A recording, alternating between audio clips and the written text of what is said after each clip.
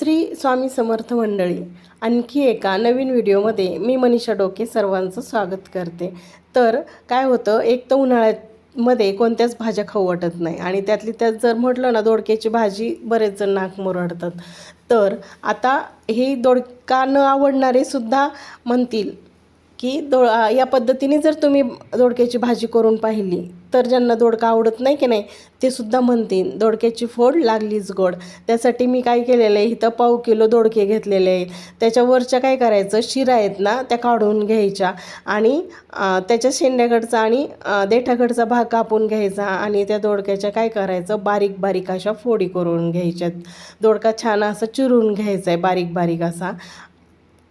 आता इथं आपला दोडका चिरून झालेला आहे, आपण आता हे स्वच्छ धुवून घेऊयात। त्याला पाणी घालून स्वच्छ असे धुवून घ्यायचं आहे आणि दोडका चिरून फार वेळ ठेवायचा नाही बरं का, तसाच तो कडू लागण्याची शक्यता असते। त्यामुळे चिरल्यानंतर त्यात नक्की पाणी घालून तो लगेच धुवून घ्यायचा। आता मी इथं काय केलं आहे, गॅसवर कढई मांडून घेतली आहे। त्याच्यामध्ये मी पाऊण वाटी मूग घेतलेले आहेत, हिरवेगार चांगले घरचेच मूग आहेत। ते काय करायचं, कढईमध्ये छान असे आंबळ भाजून घ्यायचे आहेत। आता इथं आपले मूग भाजून झालेले आहेत। आता मी इथं मिक्सरचं छोटं भांडं घेतलं आहे, त्यामध्ये मी लसूण घेतला आहे आणि कोथिंबीर घेतलेली। हे लसूण आणि कोथिंबीर काय करायचं, मिक्सरला फिरवून घ्यायचे, कारण आपल्याला फोडणीसाठी ती लागणार आहे। त्याच्यासाठी आपण इथं छान लसूण आणि कोथिंबीर इथं फिरवून घेतलेली, मिक्सरला बारीक करून घेतली आहे छानपैकी, पाहू शकतो तुम्ही। आता त्याच मिक्सरच्या भांड्यामध्ये मी काही हिरव्या मिरच्या घेतल्यात। हिरवी मिरची ही तुम्हाला तिखट कसं लागतं त्यानुसार घ्यायची आहेत बरं का।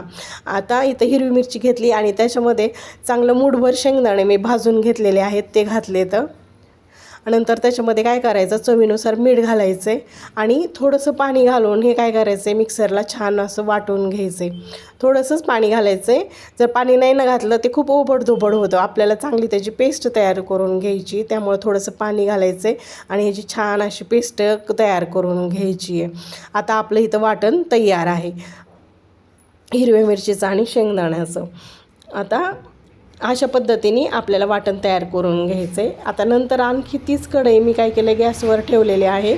त्याच्यामध्ये मी आपल्या तेलाच्या किटलीतल्या 2 पळ्या तेल घातलेलं आहे। तेल छान गरम झाल्याच्या नंतर त्यामध्ये मोहरी घातली, जिरं घातलं आणि जिरी मोहरी छान तडतडल्याच्या नंतर त्यामध्ये आपण लसूण आणि कोथिंबीर जी पेस्ट तयार करून घेतली होती ना मिक्सरला, ती घालायची आहे। नंतर कढीपत्ता घालायचा आहे आणि ते छान असं फोडणीमध्ये परतून घ्यायचं आहे आणि फोडणी छान परतल्याच्या नंतर त्याच्यामध्ये काय करायचं, जे आपण वाटण मिक्सरला तयार करून घेतलं होतं ना हिरवी मिरची आणि शेंगदाण्याचं, ते घालायचं आहे आणि तेही छान असं काय करायचं आहे, त्या फोडणीमध्ये परतून घ्यायचे। मी आणखीन थोडं पाणी घालून ते वाटण टाकून घेतले त्याच्यामध्ये, ते त्या फोडणीमध्ये छान असं परतून घ्यायचं आहे। नंतर त्याच्यामध्ये रंग येण्यासाठी छान हळद टाकायची आहे। हळद घातल्याच्या नंतरही हळद छान मिक्स करून घ्यायची त्या वाटणामध्ये। नंतर त्यामध्ये काय करायचं, आपण जे आंबळ मूग भाजून घेतले होते की नाही हिरवे मूग, ते घालायचे येतं आणि नंतर त्यामध्ये आपण चिरून घेतलेले दोडक्याच्या फोडी घालायच्या येतात। ज्या बारीक बारीक चिरून घेतले होते ना आपण दोडक्याच्या फोडी, त्या घालायच्या येतात आणि दोडक्याच्या फोडी घातल्याच्या नंतरही काय करायचं, ते छान त्या वाटणामध्ये मिक्स करून घ्यायचे येतात आणि आपल्या भाजीला जेवढी आपल्याला ग्रेव्ही हवी आहे किंवा जेवढा आपल्याला रस्सा हवा आहे की नाही तेवढं पाणी त्यामध्ये घालून घ्यायचं आहे आणि ते छान असं एकत्र करून घ्यायचं आहे।